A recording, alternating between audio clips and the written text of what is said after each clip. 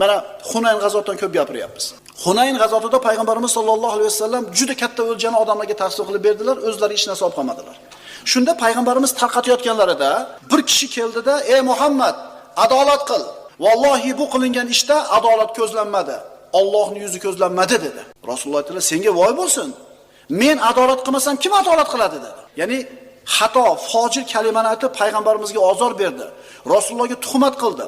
U kishini zolimlikda aybladi. Bilasizmi odam qanaqa odam edi? Kiyimi to'pig'idan ko'tarilib turgan, soqoli ko'hragigacha tushgan, peshonasida namozxonligini izlari, peshonada sajda izlari ko'rinib turgan edi. O'zini taqvoli, o'zini ilmli, o'zini bilimli deb shu darajada o'ziga baho beradiki, Rasulullohga aytayapti, adolat qil deb. Muhammad alayhisolamga shunaqa degan ekan odamlar.